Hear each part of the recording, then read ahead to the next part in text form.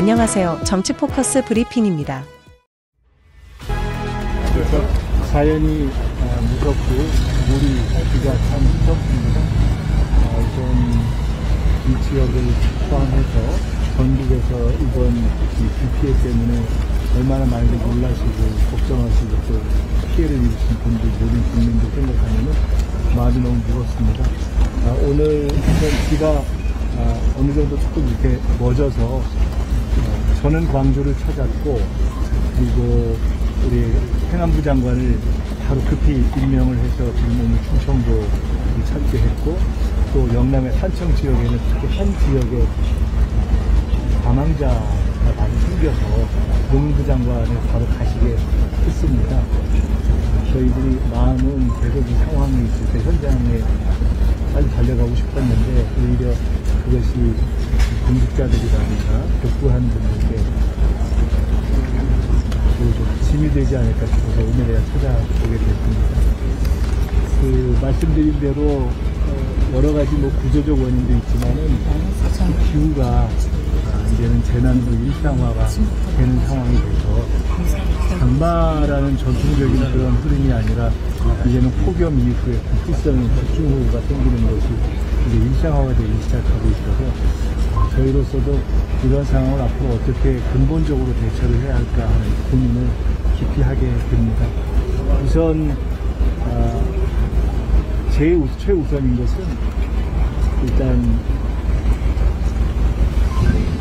실종되신 분들을 찾는 일, 그리고 저희들이 이 과정에서 사망하신 분들 너무 마음이 아프고 또 그것들을 위로해야 되는 일들이 최우선인 것 같습니다. 지금 이거저거 대피를 해 계신데 집들을 정리하고 가족들을 정리하고 하는 일들도 최선을 다해서 저희들이 함께 해야 할 것 같습니다. 대통령께서도 사실은 취임하고 한 달이 안 되는 사이에 아마 제일 많이 강조하신 것이 국민의 생명, 재산과 관련된 재난을 미리미리 과할 정도로 대비해서 막자 하는 말씀을 하셔서 저를 포함해서 모두가 그에 대한 경각심을 가지고 있었고 최선을 다했지만 그래도 여전히 못 미치는 그러한 결과들이 있어서 저희들이 더 꼼꼼하게 점검을 하고 이번 기회에 더 확실하게 방책을 마련해야 되겠다는 생각입니다. 놀라는 가슴을 쓸어내리고 계실 모든 분들도 저희들이 다 함께 노력해서 이런 일이 다시 발생하지 않도록 최대한 방법을 찾겠다는 말씀을 드리고요. 지금 복구에 함께하고 계시는 우리 공직자들, 공무원들, 군인들, 젊은 분들 너무 감사하고 본인들 스스로도 안전에 신경을 써주십사 하는 말씀을 드리겠습니다. 그 복구 과정에서도 불편함이 없도록 저희가 최대한 지원을 해보겠습니다. 오늘 이후라도 이런 상황이 발생하지 않았으면 좋겠다는 마음을 국민과 함께 나누면서 저희들이 남아있는 시간을 챙겨보도록 하겠습니다.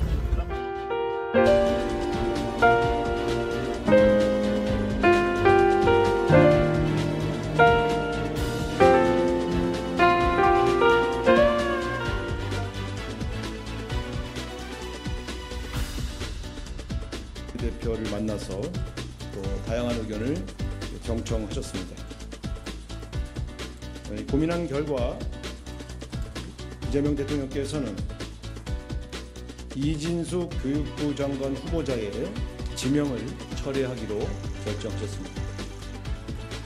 국회는 인사권자인 대통령님의 뜻을 존중하여 조속히 후속 조치를 진행해 주실 것을 당부드립니다. 이상입니다. 질문 있으시면 말씀해 주십시오. 네, 저 아주경제 최인혁 기자인데요. 여당에서는 전날까지 이제 낙마에 대해 부정적인 입장을 밝혔다고 알고 있는데 자진 사퇴 유도하신 게 아니라 지명 철회를 하시게 된 배경에 대해서 설명 좀 부탁드리겠습니다. 이 문제는 이제 본인의 여러 가지 명예도 관련되어 있는 문제이고 인사상에 관한 문제라 자세하게 설명을 드릴 수 없는 것을 양해해 주시기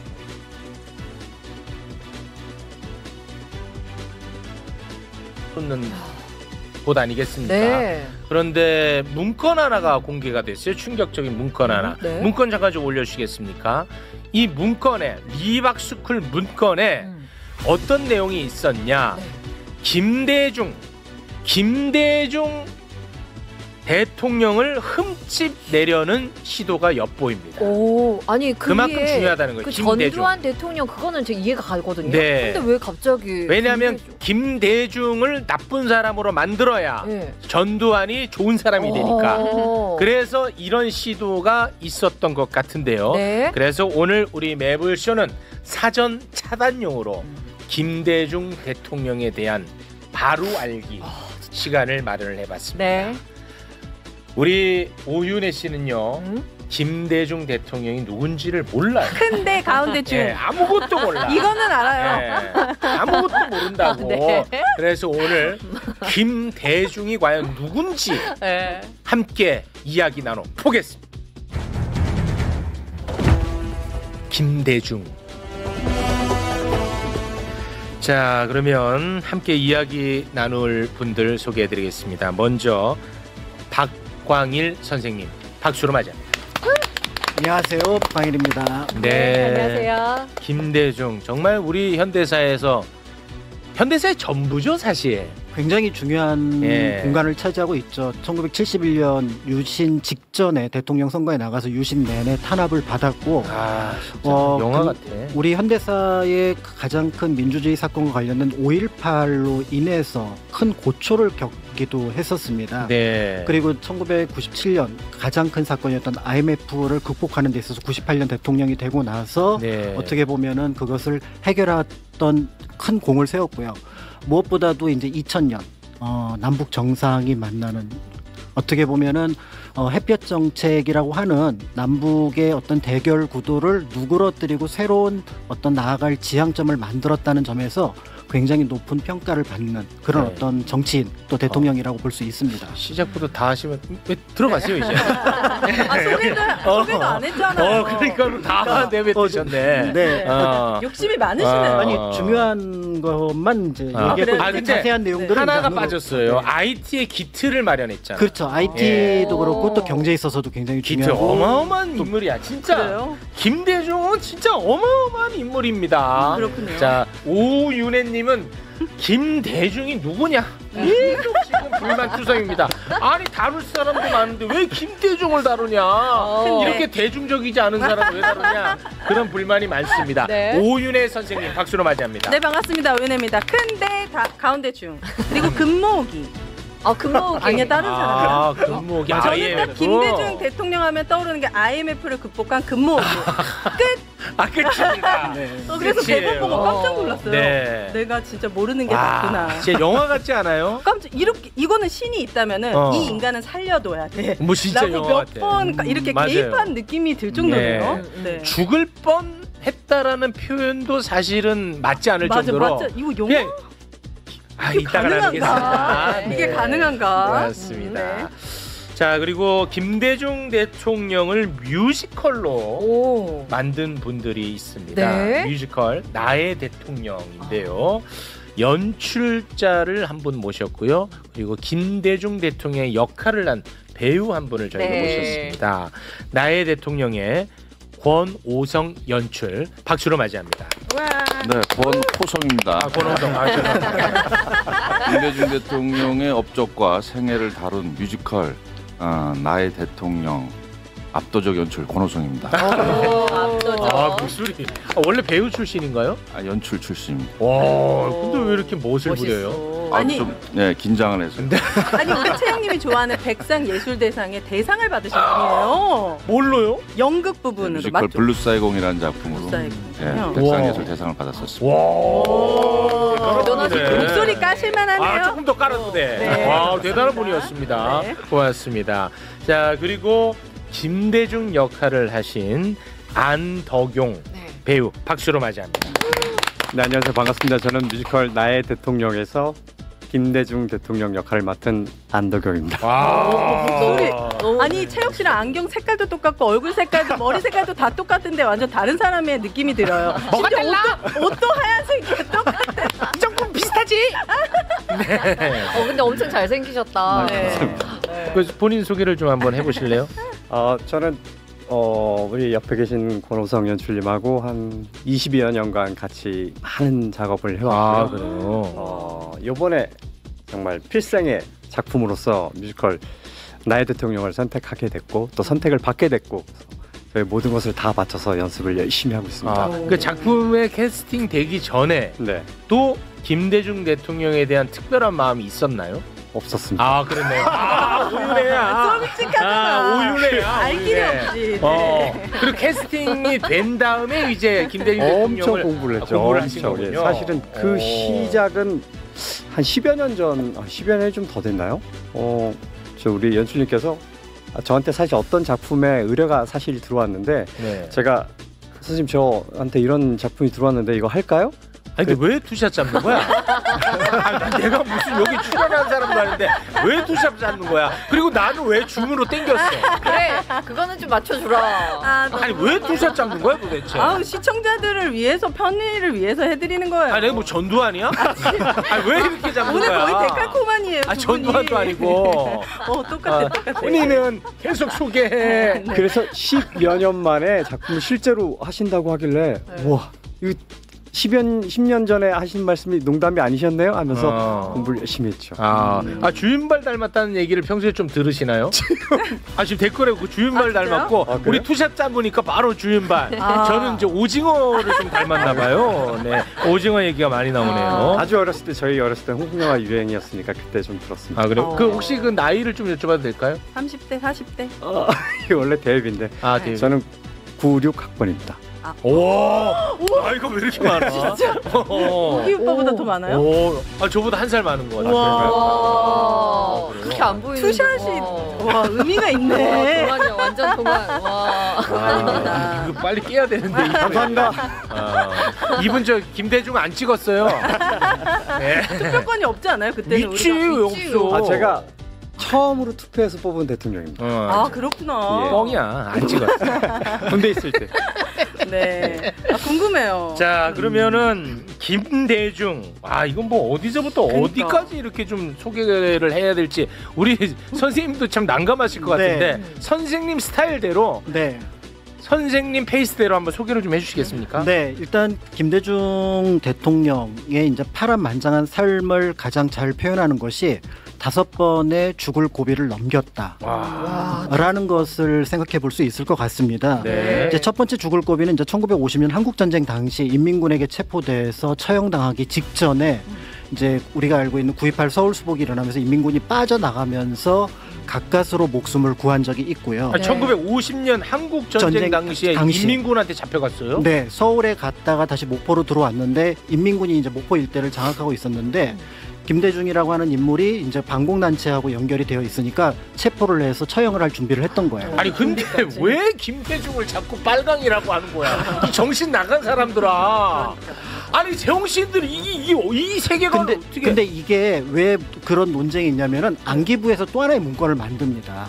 그때 김대중이 죽을 뻔했던 또 하나의 이유가 이때 인민군에 의해서가 아니라 미군 CIC 방첩대에 의해서 죽을 뻔했고 그때 이제 보도연맹이라 그래서 좌익 사상가들을 보도연맹으로 몰았는데 그 대상이었다라는 문서를 안기부에서 발표를 했어요. 근데 이 문서의 사실을 파악해 본 결과 1950년 6월 당시에 뭐 CIC가 뭐 김대중을 체포하려고 했다라고 하는데 우리나라에 미군이 처음 들어온 게 7월 5일입니다. 평택에. 7월 5일. 그러니까 이게 시기적으로 맞지 않고요. 그다음에 잘 알려진 것처럼 보도연맹 사건은 미군하고 관련된 것이 아니라 한국군하고 관련된 사건입니다.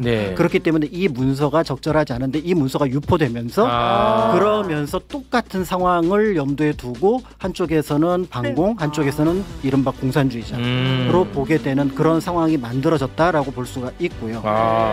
근데 아무튼간에 그 기적적으로 그 탈출을 해서 이제 풀려나게 된 거예요. 그렇습니다. 그 목포 안에서. 야, 이때가 김대중 대통령이 몇 살 때예요? 20대 시절이요? 그렇죠. 사업을 할 때였고요. 그리고 이제 처음부터 사업을 하고 그다음에 이제 뭔가 여러 가지 일들을 보고 있을 때였는데 서울에 거래처 갔다 오다가 이제 이런 문제가 발생을. 정치에 입문하시기 훨씬 전이군요. 전입니다. 한국 전쟁 때 죽을 뻔했었습니다. 네. 그리고요. 그다음에 이제 두 번째 사건이 좀 미스터리한 사건, 정치적인 사건이라고 볼 수가 있는데 1971년 5월달에 이제 4월에 이제 대통령 선거에서 낙선을 했습니다. 그리고 이제 5월에 이제 국회의원 선거 때 이제 후보 지원 유세를 위해서 광주, 목포, 그러니까 이제 비행기를 타려고 목포로 가던 중이었는데 네. 여기에서 14톤짜리 대형 트럭에 받쳐서 교통사고를 당합니다. 그래서 이 차는 정면을 좀 비껴나가서 중상자였고 차 안에 타고 있던 세 사람은 김대중 대통령을 포함해서 그 뒤에 택시에 있던 세 명은 즉사를 합니다. 엄청 큰 사고. 그럼 이게 이제 우리가 영화나 드라마에서 자주 보는 사건이잖아요. 근데 경찰서가 10분 거리에 있는데 경찰들이 나타나는 건 1시간인가 2시간 뒤에 나타납니다. 그리고 이 사건은 단순 교통사고 문제로 돼서 운전자가 그냥 구속되지 않습니다. 처벌 안 받아요? 네. 사람이 죽었는데. 네. 그리고 더 나가서 이 트럭은 당시 공화당 국회의원의 아들이 운영하고 있는 회사 차였어요. 그렇기 때문에 이거는 조금만 파고 들어가면은 정치 사건이 될 수 있는데 이 사건은 유야무야 되면서 어쨌든 이것은 끝나게 되고요. 그리고 이제 우리가 김대중 대통령 하면은 그 지팡이 짚고 다니는 모습 많이 보시잖아요. 네, 이 사고 때문이에요. 이때 이제 고관절을 다치게 되면서 그러면서 평생 지팡이를 지게 되었고. 아니 정상적 사고를 가진 분들은 이거는 박정희가 시킨 짓이라고 생각하겠네요. 그렇죠. 당시에 실제로 그런 여론이 굉장히 비등했음에도 불구하고 이 사건을 다룬 신문이 경향신문 한 건밖에 없어요. 와. 대통령 후보까지 나갔었는데. 아니 근데 나중에라도 이거 조사 다시 안 했어요? 그 이후에 따로 조사가 아직은 이루어지지 않은 걸로 알고 있습니다. 아 이거는 뮤지컬에서 다룹니까? 이 사건 어마어마한 사건 같은데. 네네, 그 장면이 나옵니다. 나옵니까? 네네. 교통사고를 어떻게 표현해요, 뮤지컬에서? 그렇게? 그거는 이제 영상이 있고요. 네, 음향이 있고. 뮤지컬을 안 본 지 오래돼가지고. 네, 길게는 표현하지 못합니다만 그 장면이 중요한 장면이기 때문에. 굉장히 중요한 장면. 아니 그러면 우리 그 배우는 여기 어떻게 표현합니까? 그 앞에 저희 그 합창과 군무신이 있는데요. 거기에서 느닷없이 앞으로 튕겨져 나오죠, 제가. 결론부터 말씀드리자면 회전근개염. 이거 하나만 발라도 충분합니다. 중년 10명 중 8명은 회전근개염으로 병원 오셔서 흔히들 도수치료나 체외충격파를 찾아주시는데 회전근개염에 12만원짜리 체외충격파 대신 하루 1,000원 관절크림 발라보세요. 무서울 정도로 좋아집니다. 가장 추천드리는 건 근육재생 옵티서머린인데요. 신소재인 안티서머린이 국내 최대치 들어있기 때문입니다. 회전근개염은 어깨 근육과 뼈를 이어주는 건조직이 손상되면서 발생하는데 병원 치료는 일시적으로 통증을 줄여줄 뿐 근육 조직을 되살리지는 못하거든요. 그런데 이 제품은 나노와 제형 기술을 적용하여 직접 피부에 도포됨과 동시에 빠른 흡수율을 자랑하고 어깨 근육의 건조직을 86.02%까지 재생시키는 데 성공했습니다. 딱딱하게 굳은 어깨가 기름칠한 것 마냥 유연해지고 어깨가 아파서 자다 깨는 일은 평생 없을 겁니다. 비싸고 시간만 버리는 치료 그만하시고 하루 10분, 하루 1,000원으로 근육 재생 옵티서머린 발라보세요. 효과 없으면 전액 환불해드립니다.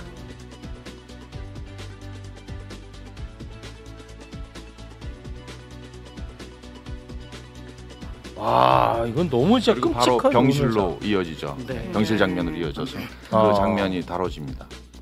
와, 근데 이 사고로 즉사하신 분들이 있었어요. 그 뒤에 택시는 즉사 3명이었어요. 이때 되게 주목받던 정치인이었나 보다. 아이 그럼 야 최고의 정치인, 가장 유력한 정치인. 직전 대통령 후보. 거의 대선에서 이길 뻔했던. 네. 그럼 진짜 배우가 박정희 씨라고 의심할 만한 사람들이 많겠네요. 대부분 그렇게 의심하죠. 그럴 가능성이 이제 충분히 있고 또 이제 그 안에 이제 강경 또 모험주의 세력 이런 세력들이 있을 수 있는데 어쨌든 이 사건은 미스터리하고 정치적인 사건이라고 볼 수가 있을 것 같습니다. 네. 그래서 이 평생 지팡이를 짚고 다니셨는데 이걸 갖고 그 정신 나간 커뮤니티에서는 그거를 조롱의 대상으로 삼으니 이 얼마나 정신 나간 놈들이냐 이거야. 그걸 조롱의 대상으로 삼아요. 그러니까 이제 장애를 가지고 있는 대통령이 당선이 되었기 때문에 그래서 장애에 대해서 훨씬 더 많은 관심을 가진 대통령이시기도 하거든요. 네네. 그런데 그것 자체를 비판하거나 또 때에 따라서 신체적인 것들을 혐오하는 사람들은 사실로서는 인간으로서 기본 아니지. 도리를 하지 못하는 사람들 존재라고 볼 수가 있을 것 같습니다. 네. 그리고 두 번째 죽을 뻔한 사고였고요. 자, 세 번째는요. 이제 세 번째하고 네 번째는 서로 연결되는 사건입니다. 그 1973년 도쿄에서 일어난 납치 사건이라고 볼 수가 있는데요. 그때 이제 그 다른 호텔에 머물고 있던 김대중 대통령이 다른 정당 관계자를 만나기 위해서 그랜드 팔레스 호텔이라는 곳으로 찾아갑니다. 이제 2210호연가 여기였었는데 그런데 여기에 있는 그 미팅을 끝내고 나오는 중에 갑자기 6명인가가 김대중 대통령을 덮친 거예요. 그래서 이제 그 마취를 시켜서 처음에는 그 자리에서 아마 죽이려고 했던 것으로 보여집니다. 우와. 그래서 이게 이제 세 번째 그 어떻게 보면은 죽을 고비였다라고 볼 수 있을 것 같고요. 그런데 문제는 호텔 안에서 사실은 이제 거기 나중에 조사가 일본에서 조사를 하게 되는데 우리 쪽 사무관 저기 그 서기관 도장 저기 지문까지 확인이 됩니다. 그러니까 이게 문제가 될 수 있으니까 그렇다면은 다른 방식으로 김대중이라는 인물을 없애자라고 해서 당시 공작선이었던 용금호라는 배를 타고 대한해협을 넘어오다가 중간에 떨어뜨릴 생각을 했던 것 같아요. 일단은 그 호텔에서 살해하려고 했는데 실패한 거잖아요. 네. 그 살해는 토막 살해가 사실입니까? 계획은? 그거는 이제 뭐 증언에 따라서는 그렇게 나올 가능성이 있는데 나중에 이제 김영욱이 죽임을 당할 때 그 시신이 흔적도 없어졌잖아요. 그렇죠. 이제 그런 것들을 염두에 둔다면 가능성을 완전히 배제할 수는 없다라고 볼 수가 있습니다만은 어쨌든 그 다른 나라 호텔에서 하는 부분들에 대해서는 분명히 제약은 있었을 거다라고 보여지고요. 그러니까 호텔에서 괴한에 의해 이제 납치가 되는데 요거는 뮤지컬에 나옵니까? 저희 1막, 2막으로 구성되어 있는데 1막에서 굉장히 중요한 장면으로 구성되어 있습니다. 근데 왜 실패하게 되는 거예요? 이 납치는? 당시에 이제 CIA에서 이런 것들을 도청하게 됐었고요. 그리고 그런 부분에 있어서 저 국제적인 구원의 움직임, 일본 내에서 정치적인 이슈화도 있었고 또 전 세계적인 어떤 그런 구명운동도 있었고 해서 그런 부분들이 뮤지컬에서는 왜 납치를 하게 됐는지 그런 과정들 그리고 군부에 의해서 김대중 대통령이 말하자면 굉장히 큰 그 박정희 정권에 있어서는 큰 제거해야만 그 정치적인 안정을 꾀할 수 있었던 당시 분위기가 있었기 때문에 그런 부분에 있어서 그런 부분들이 뮤지컬에서 잘 다뤄지고 있고요. 또 그 납치와 마지막에 이제 그 구원되는 것까지 다 표현이 되어 있습니다. 그거는 그러면 그 괴한은 중앙정보부에서 납치를 한 걸로 그렇게 보시는 게 맞을 것 같습니다. 그렇게 지금 추정하는 건가요? 아니요. 그거는 뭐 자료들로 다 확실한 걸로 보여집니다. 그렇습니까? 그러니까 처음에는 이제 우리 쪽에 이제 한국 대사관 그 서기관의 지문을 채취를 해서 이제 일본 경찰에서 항의를 합니다. 그러니까 이 사람 이제 출두시켜서 조사해야 된다라고 얘기를 하게 되는데 이제 문제는 그렇게 되면은 한국 정부로서는 곤란해지니까 그렇죠. 이 부분에 대해서 이제 협의를 정치적인 협의를 하게 되고요. 결국 이제 김종필 국무총리를 이제 방일시키는 것, 사죄. 그러니까 우리가 좀 그 문제를 좀 잘못 처리했다라고 하는 사죄하고 더불어서 이제 김대중에 대해서 안전을 좀 보장하는 쪽 이런 쪽을 얘기를 하게 됩니다. 이제 그렇기 때문에 당시 이제 미국, 그 중국, 일본 사이에서 이 김대중의 안전이라는 부분들을 한국 정부에서 일정하게 좀 양보를 했다라고 볼 수가 있는데 사실은 하나의 사건이 그 다음에 바로 연결이 또 되는 부분들이 있습니다. 바로 뭐냐면 이제 그 김대중 이라는 인물을 이제 용구모라는 배에 싣고 와서 바다에 수장을 시키려고 했는데 이건 역시 이제 비슷한 방식으로 문제가 있다고 판단을 해서 결국은 도쿄에서 납치된 지 5일 만에 동교동에 나타나서 이제 밤에 이제 그 기자회견을 합니다. 탈출에 성공했다라는. 그러면서 김대중 대통령이 제가 알고 있기로 거의 눈물을 흘리지 않는 분인데 이때 이제 눈물을 흘리면서 그 위험했던 순간에 대한 고통을 어떻게 보면 온몸으로 표현을 했다라고 볼 수가 있을 것 같고요. 그 배에서 바다에 빠뜨리려고 했던 건데 그렇습니다. 그게 그 미국의 개입으로 가까스로 풀려났나요? 국제적인 그 김대중 구명운동이 좀 있었고요. 그런 부분들에 대해서 한국에서는 함부로 그런 부분들을 이제 마음대로 할 수 없었던 부분이 있었던 것 같습니다. 그래서 아무래도 이제 그러다 보니까 그 생환이 되었었을 때 그 배 위에서 김대중 대통령이 처음으로 세례 이후에 예수님께 기도를 했다고 합니다. 제발 살려달라고. 그래서 그래서 쇳덩이를 달고 그 몸에다가 이불을 둘어서 이제 바다에 빠뜨리면 이제 이불 같은 경우는 물을 먹게 되면 더 무거워지니까 몸에 다 손발을 묶고 쇳덩이를 매달고 해서 수장에 시키려고 그렇게 상어밥이 되려고 뭐 이런 것들을 선원들이 하는 얘기를 다 들었다라고 이제 김대중 대통령이 증언에 다 되어 있죠. 그러면 그때 그 감정을 연기로 표현하셨습니까? 네. 와, 그거 한번 듣고 싶은데요. 아주 중요한 노래도 있고요. 그 떨어지기 그 선원들이 그 배 밑으로 밀기 바로 직전에 아주 나지막히 자기 고백하듯이 부르는 노래가 있습니다. 그 마음이 얼마나 공포스러울까. 네. 눈을 감고 가만히 그 상황을 생각하면 좀 끔찍하더라고요. 그리고 실제로 내가 이 바다 위에 던져지고 몇 분만 지나면 다 끝나는 거 아닐까? 그래 차라리 그러면 좋겠다. 이 지긋지긋한 고통도 있었어요. 이런 삶인데 이 고통스러운 삶도 다 끝나는 거 아니겠는가? 근데 그래도 제발 살았으면 좋겠다. 살고 싶다. 상어한테 다리가 한쪽 다리가 뜯겨 나가도 살고 싶다. 뭐 그런 말씀을 하십니다. 이 부분을 위해서 이제 작가님하고 음악감독, 작곡가하고 또 연출하는 제가 이 부분을 제일 많이 회의를 하고 신경을 썼던 것 같습니다. 그래서 그 부분에서 가장 그 바다에 빠지기 절체절명의 그 순간에 과연 어떤 생각을 했을까라고 하는 부분에 있어서 저희가 이제 글을 쓰고 그랬었는데 그 부분에서 김대중 대통령은 이제 과거의 어린 시절의 김대중 대통령을 저희가 소환을 했습니다. 그래서 그때 고향의 바닷가에서 아버지와 나누던 대화, 그리고 그 바닷가에서 김대중 대통령이 어렸을 때 꾸었던 그 미래에 내가 힘 있는 사람이 되면은 반드시 힘 있는 나라, 살기 좋은 나라를 만들 것이다라고 하는 그 어린 시절의 꿈을 그 바닷가의 그 배 위에서 빠지기 직전에 소환을 해서 그래서 그 아버지와 어린 시절의 김대중과 지금 바로 어른이 된 김대중이 삼중창이 거기서 이제 부르게 되는데요. 저희가 가장 신경을 쓴 장면이고 가장 감동적인 장면이 아닐까 이렇게 생각합니다. 혹시 뭐 괜찮으면은 그 감정을 우리가 잠깐 같이 좀 공감할 수는 없을까요? 죽는 것은 잠드는 것, 마루 위에 잠든 나를 안아다 뉘어주시던 아버지. 파도야 잠들거든 데려가 다오 내 고향 바다, 어머니의 바다로.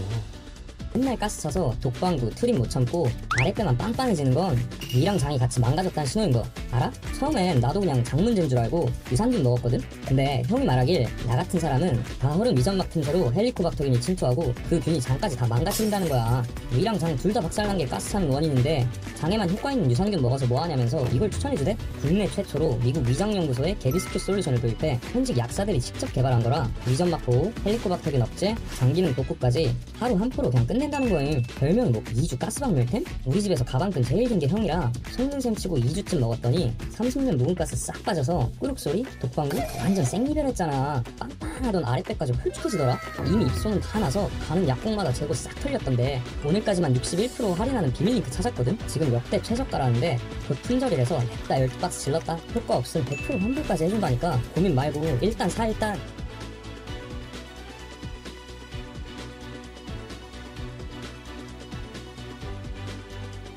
이렇게 펼치 시작되는 거예요.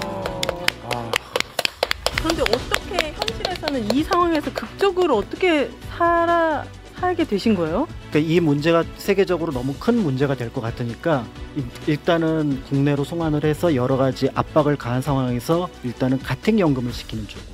그러니까 배에서 이게 거의 배에서 아마 막 헬기가 뜨고 그랬을 거예요. 아, 진짜 영화처럼. 네. 헬기가 떴을 거야. 그래서 그만하라 막 이런 거. 그 너네 가만두지 않겠다고 이상한 짓 하면 그런 식으로 굉장히 압박을 가했습니다. 정부의 압박이 가해졌고 그래서 배에 무전이 닿아서 일단 죽이지 말아라. 그냥 산채로 끌고 와라라고 얘기가 된 거죠. 그래서 이제 어쩔 도리 없이 못 죽이고 한국에 데려와서 결국은 가택연금 쪽으로 우회한 거지. 정말 아주 잔인하지.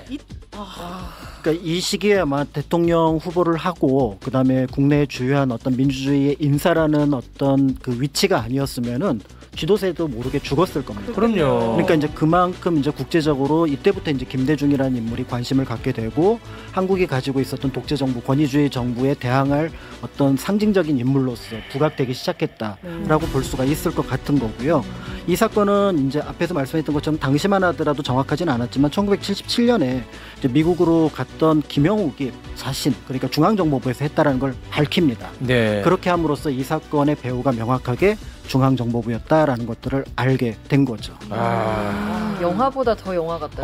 진짜 끔찍합니다. 그때 만약에 수장됐다면 대한민국의 민주주의는요 지금보다 훨씬 늦게 왔겠죠. 아, 그렇겠네요. 진짜 끔찍한 그리고 너무나 중요한 장면입니다. 그 장면이. 네. 예. 아 김영욱 어떻게 죽은지 알아? 저는 김용옥이라는 사람이 누군지 몰라요. 아니 왜 몰라? 그 남산의 부장들 안 봤습니까? 봤어요. 거기에 그 나오지 않습니까? 미국에서 만나는 사람. 그 사람이 결국은 뭐 이게 하나의 설이긴 합니다만 네. 그 박도원? 그 박도원 배우가 연기하신 분이요? 아닌가? 그 누구였지? 그 미국 누가 연기? 생각이 안 나요. 생각이 안 나요. 댓글이 더 빠르겠습니다. 네, 댓글 봅니다. 아 그분은 완전 댓글. 네. 그 있잖아. 그니까요. 전 박도원 배우라고 생각했는데 아닙니까? 아. 왜 안 올려? 누구예요? 그 미국에서 만났던. 그 올려봐요. 영화에 누구?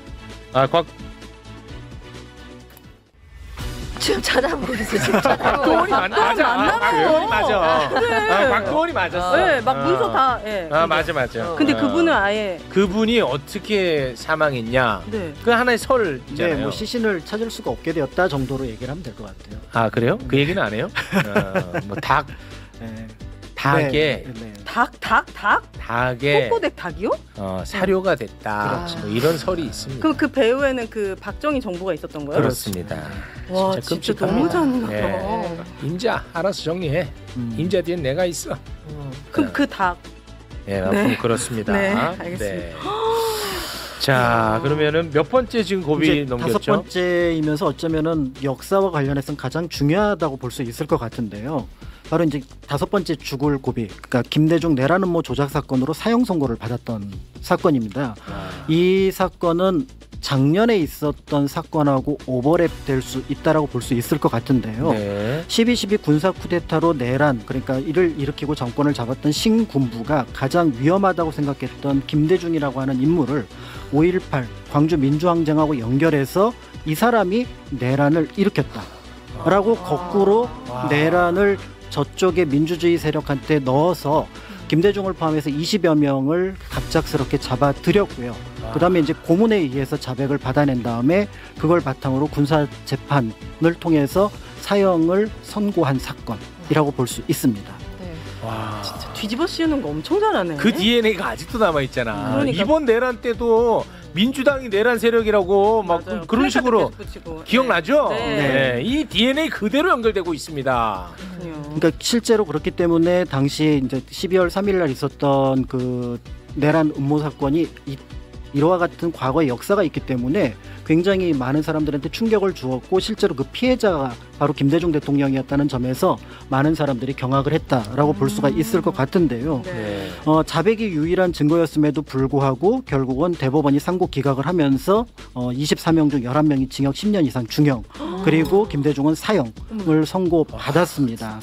그리고 안 한 걸 어떻게 증명해요? 그리고 더 나아가서 이 사건하고 또 하나 중요한 게 결국 이렇게 되니까 5.18 광주 민주화 항쟁이 북한의 어떤 지령을 받은 김대중을 포함한 일당에 의해서 일어난 내란 사건으로 규정이 되는 거죠. 그러니까 결국은 김대중을 포함한 일단의 민주주의 세력을 제거하는 것과 동시에 한편으로 가장 거대한 민주주의 항쟁이었던 5.18에 대한 성격을 다르게 즉 왜곡시키는데 이 재판이 쓰이게 되고요. 그러니까 재판은 이제 그 80년 6월부터 이제 5월부터 진행이 되고 있는 5월부터 진행이 됐지만 이제 이게 보도되기 시작한 건 7월 초부터 보도가 됩니다. 굉장히 자세하게 보도가 되는데 거의 모든 신문의 키워드로 북한 지령, 북한의 어떤 영향 이런 것들 속에서 내란이 이루어지니까 여기에 이제 김대중 대통령에게 또 한 번의 빨갱이가 씌워지게 된다라는 걸 볼 수가. 이제 알겠네요. 왜 리박스클이 김대중 대통령을 이렇게 실제로 작년 12월 3일에 저희는 공연을 거의 다 만들어 놓은 상태였습니다. 공연을 바로 한 1, 2주 정도 앞둔 상태였고요. 아 그래요? 작년에요. 야 진짜 공교롭네. 완전 정말 영화 같았죠. 그때는. 저희가 그 겨울에 땀을 뻘뻘 흘리면서 연습을 막 끝나고 10시쯤에 연습을 끝나고 집에 가는데 우리 대표님하고 연출부로부터 문자가 막 오기 시작하더라고요. 뉴스 좀 보라고. 아직 차에 시동도 안 걸었는데 집에 가려고. 기어미 터졌다고. 12월 3일 날. 이거 소름이네. 그때 광주 아시아문화 전당에서 저희가 첫 공연을 하게 돼 있었고요. 네. 그때 첫 공연이 언제로 예정되어 있었다고요? 작년. 그 12월 한 10일 정도 됐습니다. 12월 10일이에요? 예. 근데 그게 안 됐어요? 3일날 셋업을 하러 저희가 트럭에다가 우와. 음향 장비면 무대면 다 싣고 이제 고속도로로 진입하는 그 순간에 11시 좀 넘어서 전화가 온 거예요. 저희 본부장한테. 그래서 저희 계엄이라고 그래서 거짓말하지 말라고 지금 가고 있다고. 그러니까 계엄이래 진짜예요. 그래서 그게 진짜인 줄 몰랐습니다. 그래서 저희가 가던 트럭을 일단 다 스톱을 시키고 그 공연 자체가 캔슬이 돼서 굉장히 막대한 사실은 피해를 엄청나게 많이 봤습니다. 처음에 계엄이 딱 터졌을 때 배우들은 모든 사람들이 다 긴장하고 우리 공연 어떻게 되는 거지? 했는데 그 다음날 모여서 그래도 가자. 우리는 한다. 했어요. 근데 첫 번째 탄핵에서 가결이 안 됐잖아요. 네. 그리고 두 번째 넘어가면서 마지막 리허설까지 다 끝나고 내일 이제 광주에서 봅시다 하고 다 집에 가는데 취소가 됐어요. 와, 영화 됐죠. 영화 같다.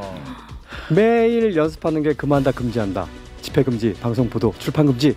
막 합창하고 노래하고 거기에 대해서 어마어마한 안무를 하고 하는데 갑자기 진짜 보도 금지. 예, 근데 사실 근데 저희 그 공연에 나오는 배우들은 어린 친구들은 또 전혀 처음 보는 대사들이고 전혀 처음 보는 상황들인데 뉴스에서 그대로 이렇게 나오니까 정말 무서웠죠 조금. 영화 그렇겠네요. 네, 서로 안부도 묻고. 우리 괜찮은 걸까? 배우들이 제가 아무리 설명을 해도 유신이라든가 계엄이라든가 이런 거에 대해서 잘 체감을 못했다가 그럴 수 있죠. 확실하게 체감을 하고 그래서 이번에 연습을 새로 들어갈 때는 그 어느 때보다도 그 이해도가 훨씬 높아진 가운데서 저희가 연습을 하고 있습니다. 아니 그러면은 이 뮤지컬이 한번 이제 공연이 무산됐다가 이번에 새롭게 다시 하는 거예요? 작년에 김대중 대통령 탄생 100주년으로 저희가 사실 제가 이 공연을 15년 전에 그 처음에 김대중 대통령님 돌아가시고 나서 자서전을 읽고 이거를 꼭 만들어야 되겠다 내가 뮤지컬로 이거를 만들어서 이거 김대중 대통령이 갖고 있는 정치 철학이라든가 민주주의에 대한 신념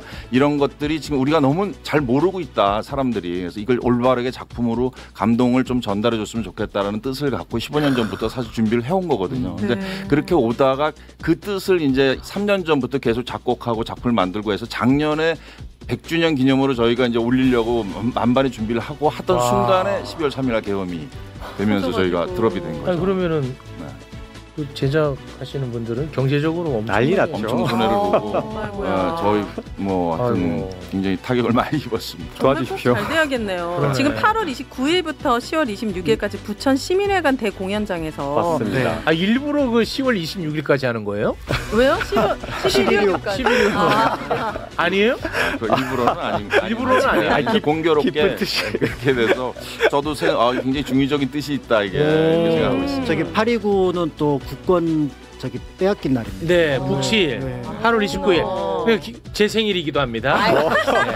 김대중이 8월 29일에 태어난다. 최욱으로. 뭐야? 저 이거 꼭 얘기해야 되는데요. 7월 31일까지 조기 예매 30% 하고 있습니다. 꼭 좀 부탁드립니다. 7월 31일까지요? 네. 근데 이거는 정말 이 공연이 대박나기 위한 그런 사건이 아니었어요. 왜냐면 온 국민이 이 내란과 계엄에 대해서 알고 있기 때문에. 지나고 보니까 그렇게 얘기가 됐는데 그 작년 12월 때는 정말 우울했어요. 그래서 계엄으로 인해서 피해를 입으신 분들이 많겠지만 저희도 직접적 피해자가 된 거죠. 네.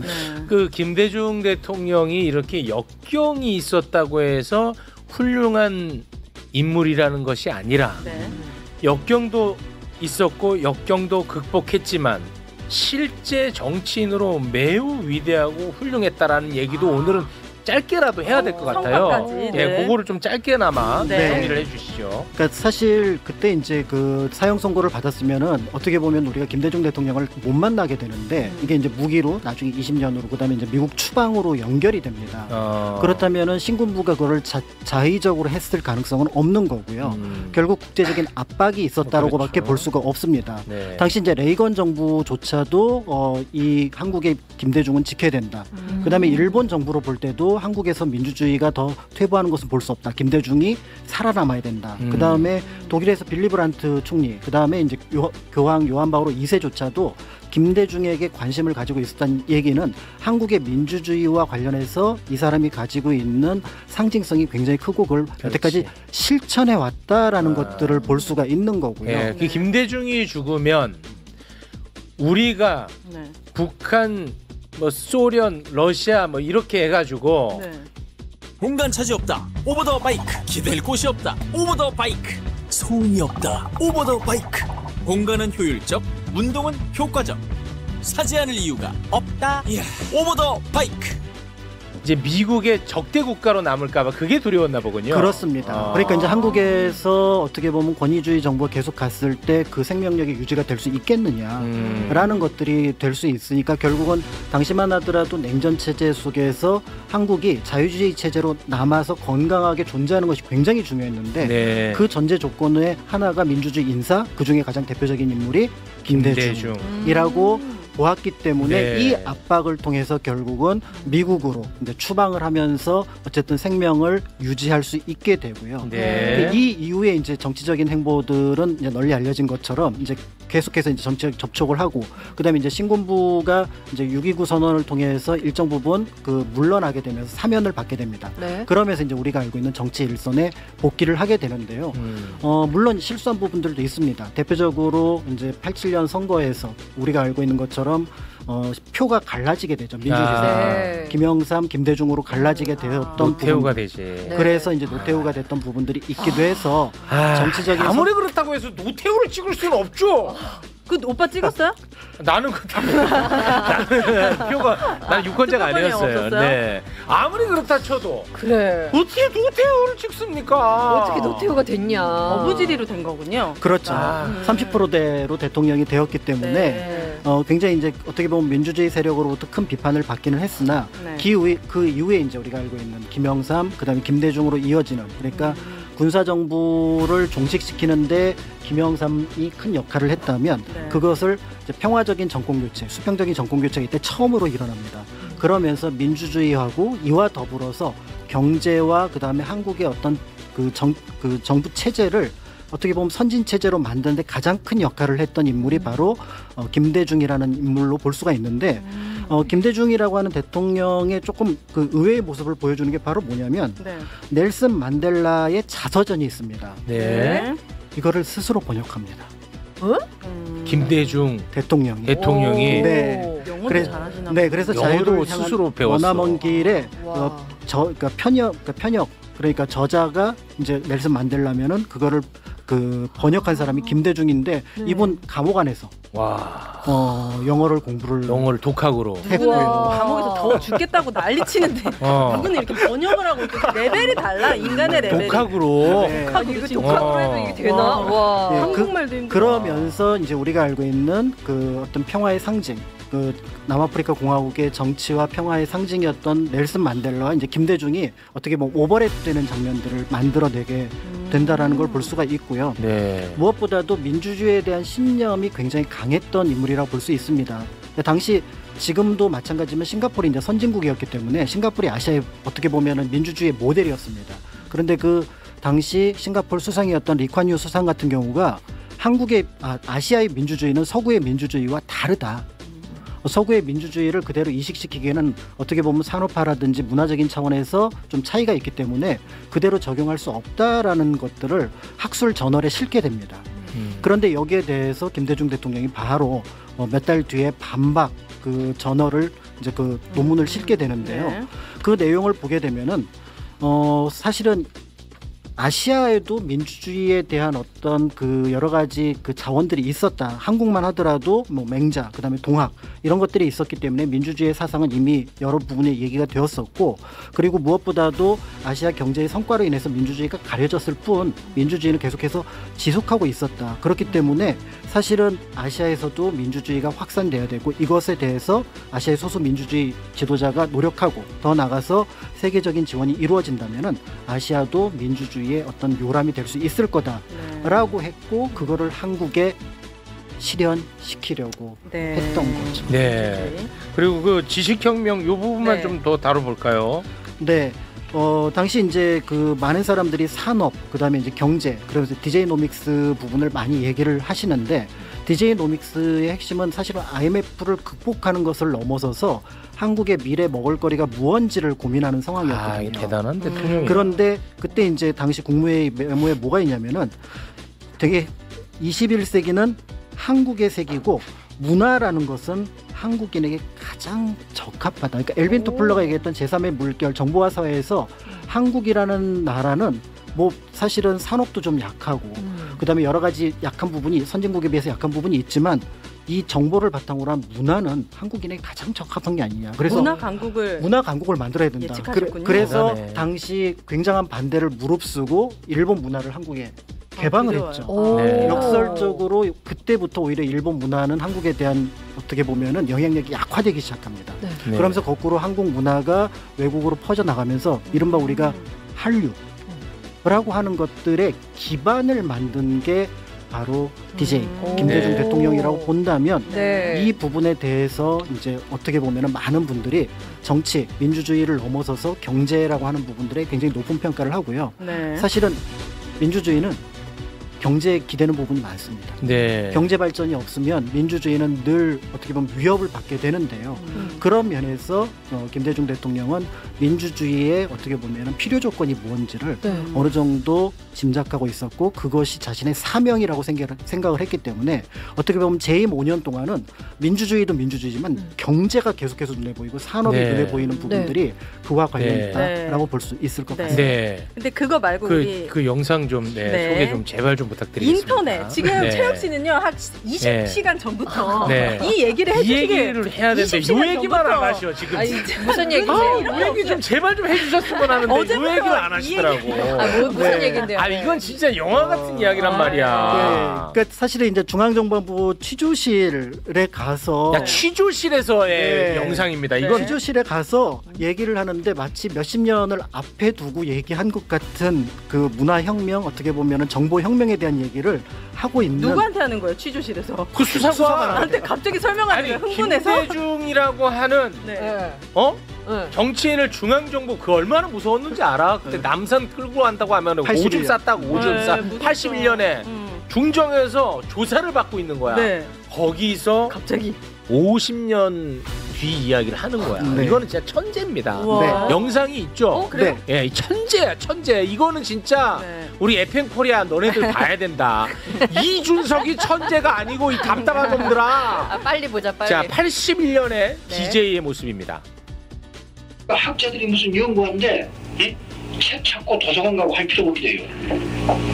그런데 이제 조금만 있으면 어떻게 되냐면 가정마다 텔레비전 세트 같이 그런 세트를 놔가지고 본부가 있어요. 전화국 본부 있듯이 있었고 여기서 그 세트 앞에서 세종대왕이 몇 해에 돌아가셨지? 그러면 거기서 몇 해요 하고 말을 대답해요. 우와. 이런 시대가 돼요. 우리도 그 전자 그 영향 그걸 받게 되고 우리도 빨리 그런 전자 그것이 도입돼야 되고 우리도 그것을 개량할 수 있는 기술을 가져야 하게 돼요. 그런데 우리나라 지금 사람들이 미국에 가서 많이 공부하고 있잖아요. 그거 끌어오고 뭐하고 하면 우리도 미국과 동시는 못 하더라도 한 10년 차이 주고 따라갈 수가 있어요. 그러려면 우리나라 정치가 안정이 돼야 돼요. 거의 수사관의 교육이 이게 지금 81년도. 우와 인터넷 시대를 예측한 이건 건가? 천재지 솔직히. 이건 이럴 때 천재라고 표현하는 거죠. 맞습니다. 컴퓨터도 없던 시대. 그러니까 사실은 지금 얘기하는 AI 이를 바로 여기서 예측을 한 거잖아요. 와. 그리고 또 한편으로 이런 것들이 가능했던 이유는 엄청난 독서량입니다. 그래서 이제 그 많은 정치인들이 그 김영삼 대통령 옆에 가면은 뭔가 할 말이 많고 거기가 시끌벅적하대요. 근데 김대중 대통령 옆에 가면은 그 지식의 아우라에 눌려가지고 조언만 하고 온답니다. 그러니까 큰 줄기를 어느 정도 가지고 있었던 대통령이었기 때문에 그거를 정책에 실현시키려고 했고 이것이 이제 우리가 알고 있는 문화 그다음에 어떻게 보면 정부에 대한 부분들을 관심을 갖고 그게 정책의 중심에 섰다라고 볼 수가 그럼 있습니다. 김대중 정부의 뭐 인터넷이 뭐 보편화되고 뭐 이런 정책적으로 그때 다 실현이 깔았잖아. 됐나요? 그렇죠. 광케이블 그때 다 깔았잖아. 그때 반대 많았죠. 뭐하러 이렇게 까냐. 누가 반대요 또? 비용 많이 들어가고 효과 없는데 다 여기다가 반대했어. 큰 비용 들여서 왜 전국적으로 까느냐. 다른 나라도 안 하는데 보통 이럴 때 쓰는 표현이 그거죠. 맞아요. 다른 나라도 안 하는데 한국이 후발주자인데 왜 이걸 하느냐. 다른 나라로 가세요. 너네 아버지도 아마 반대했을 거야. 아 이렇게 선견지명이 뛰어나신 분이군요. 천재. 그냥 진짜 그야말로 진짜 대단하다. 천재입니다. 네. 저는 중정에서 이런 얘기를 하고 있다니까. 저는 개인적으로 이 수사관의 대답도 한번 듣고 싶은데 어땠는지 궁금하긴 반응 별로 합니다. 없잖아요. 무슨 얘기를 하는지 아마 이해 자체가 안 됐을 거예요. 네. 네. 이런 분을 무슨 용기로 연기를 하셨어요? 갑자기 너무 무서웠어요. 무섭죠. 무섭고 두렵고 나한테 왜 이러지? 처음엔 그렇게 시작했다가 이제 자료를 막 공부를 하면서 수집을 하고 이 연기를 하는 데 있어서는 그분의 업적과 뭐 그분의 여러 가지 일들을 뭐 알고 하는 것도 중요하지만 가장 중요한 건 마음이거든요.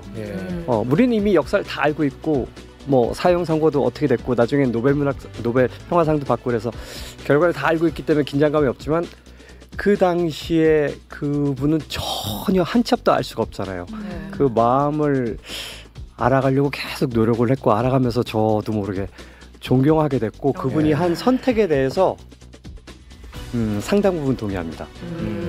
아직까지 완벽하게 이해하지 못하는 부분도 있어요. 근데 아직 공연 기간이 남았고 더 이해하려고 노력하겠지만 이를테면 사형 선고를 바로 눈앞에 받았을 때 배에서 저 사람들이 날 죽이려고 했을 때 난 무슨 말을 할 수 있을까? 무슨 말을 해야 하나? 뭐 이런 것들 곰곰이 하루 24시간 내내 그것만 생각하다 보면 이랬겠구나. 그래서 결국에 마지막에 그 논란 많고 일이 많았던 화해와 용서 통합 전두환도 풀어주고 하지 않았나? 뭐 그런 생각까지 들었습니다. 근데 진짜 김대중 대통령과 이재명 대통령 비슷한 부분이 있네요. 뭔가 박정희는 진짜 살인을 통해서 이 정적을 제거하려고 했고 윤석열은 사법살인을 통해서 제거하려고 했는데 오히려 제거할수록 더 존재감이 커져가지고 대통령까지 된 거잖아요. 그렇습니다. 그래서 독재 대 천재. 어때? 라임. 독재 대 천재. 어때요? 제목 바꾸는 거 어때요? 독재 대 천재. 어떻습니까? 나의 대통령은 독재 대 천재. 독재 vs 천재. 차라리 두한 대 대중이 낫겠어. 뭐라고요? 두한이 아니구나. 정이구나. 죄송합니다. 두 글자씩. 죄송합니다. 알겠습니다. 제목이 뭐냐고 다들 계속해서 여쭤보시네요. 제목이 나의 대통령입니다. 저희가 이 제목도 정할 때 굉장히 고민을 많이 했고요. 처음에 프로모션에서 짧게 할 때는 그냥 김대중이었습니다. 김대중. 그러다가 연출님하고 또 여러분들이 상의 끝에 이름이 너무 거대하고 너무 전면에 나와 있다 해서 바꿨는데 나의 대통령이라고 하면은 주인공이 누굴까요? 국민이죠. 맞습니다. 대통령이 아니고 나의 대통령. 여러분들의 대통령 첫 번째 대통령 어떤 분이신지 모르겠지만 바꾸고 보니까 잘한 것 같아요. 김대중 대통령은 해외에서보다 국내에서 오히려 더 저평가된 대통령이에요. 대단히 저평가돼 있습니다. 오늘 이렇게 위대하신 분이라는 걸 근데 저도 이 작품을 하게 된 이유가 저평가돼 저희가 생각하는 것보다 일반 국민이 알고 있는 것보다 훨씬 더 저평가돼 있다. 외국에서 더 잘 알려져 있고 더 높이 평가하고 있다. 그리고 이러한 그 김대중 대통령이 걸어왔던 업적이라든가 민주주의에 대한 생각이라든가 이러한 부분들이 올곧게 후학들한테 젊은 세대들한테 전해졌으면 좋겠다라는 생각을 가졌고요. 문화예술이 갖는 힘은 문화예술을 통해서 감동을 통해서 그 문화예술의 실존 인물을 다뤘을 때 그 인물이 후대들한테 전해져서 그분이 갖고 있는 어떤 장점이라든가 업적이라든가 이런 것들을 계속 감동과 함께 승화시키는 거잖아요. 근데 그런 면에서 봤었을 때 사실은 우리나라에서 다루지 말아야 할 분들도 뮤지컬로 다루고 있는 현실이 있습니다. 그러니까 그런 부분들은 사실 굉장히 같은 예술가 입장에서 좀 부끄러운 일이라고 저는 생각이 들고 정작 중요하게 우리가 다뤄져야 하고 이분들의 정신을 좀 더 계승해야 된다라고 하는 입장에서 이 김대중 대통령의 일생을 좀 작품으로 만들어서 전했으면 좋겠다라고 하는. 요건 이제 해외로 가야죠. 해외로. 맞습니다. 해외로. 국내가 저평가. 해외로 지금 빨리 해외로 가셔야 됩니다. 이거는. 지금 최욱 씨는 과대평가돼 있거든요. 근데 우리 김대중 대통령님은 대한민국에서 너무 저평가가 돼 있어요. 인정하시죠? 과대평가. 저는 약간 거품이 껴 있습니다. 그렇죠, 많이 껴 있습니다. 그러니까 역사를 공부하다 보면 역사 인물을 아무래도 좀 객관적으로 볼 수밖에 없고요. 그래서 이제 뭐 좋은 점, 그다음에 부족한 점을 같이 보게 됩니다. 그랬을 때 단점이 뭐냐면 그 사람에게 다가가기가 힘든 부분들이 있어요. 그런데 그 역사적 인물을 예술 속에서 만나게 되면은 지식으로 배우는 것과는 조금 더 다른 감정으로 가깝게 다가가게 되고 이제 그 효과라고 한다 그러면 그 시대를 그전에는 대단히 상상하는 게 어렵습니다. 문장으로는. 그런데 맞아. 이제 예술 속에서는 그 부분들이 다 묘사가 되어 있기 때문에 맞아. 그 시대의 고민들을 상상하면서 자연스럽게 이제 거기서 그걸 보고 나왔을 때 현재의 모습들을 다시 생각해 보게 되는 힘이 있지 않을까. 그래서 네. 우리가 공부하는 이유가 지식을 채우기 위해서도 하지만 내 삶의 어떤 목표, 어떤 또 지향점을 찾기 위해서인데 맞습니다. 그럴 때 지식과 예술이 좀 이렇게 정반합을 이루게 된다 그러면 네. 굉장히 큰 힘을 발휘할 수 있지 않을까. 그런 면에서 뮤지컬 나의 대통령이 중요한 역할을 할 수 있겠다라는 한 줄로 생각을 요약합니다. 해봅니다. 한 줄로야. 엄마들은 아들 교육, 역사 교육 따로 할 거 없습니다. 네. 현대사 김대중 대통령을 알리고 싶다 네. 하면은 저거 같이 보러 가면 됩니다. 맞습니다. 그렇습니다. 그러지 않아요? 애들은 또 이제 근현대사가 다 이상부터는. 들어있습니다. 아, 네. 그렇죠. 너무 나의 대통령. 저희 아들이 대통령에 관심이 많거든요. 이제 확실히 아 벌써? 그 계엄 이후로 엄마의 모습을 봤잖아요. 매일 그 뉴스를 맨날 보니까 그러다 보니까 정말 요즘 아이들이 역사에 관심이 되게 빨리 생겼어요. 아 그래요? 앞에 호가 붙더라고요. 이재명은 대통령이고 윤석열은 내란수계가 붙어요. 아, 벌써? 뉴스에서 계속 많이 나오니까. 야, 그래서 나의 너무 빠른데. 대통령 같이 보러 가면 너무 좋을 것 같아요. 아들이에요? 아들입니다. 아들이 네. 좀 잘 크면 이제 안 징걸 되겠네요. 네. 훌륭한 겁니다. 네, 같이 보러 갑니다. 네, 알겠습니다. 자, 시간이 많이 흘렀습니다. 네, 오늘은 여기서 좀 마무리를 지어야 될 것 같습니다. 뮤지컬 예고편 30초짜리 있는데. 아, 뭐 영상이 또 있어요? 있지 않아요? 아, 네. 이 정도 했으면 되지 않을까요? 네, 지금 하래 다음 출연자분들이 지금 1시간째 기다리는데 그렇구나. 그 30초 잠깐 그럼 볼까요?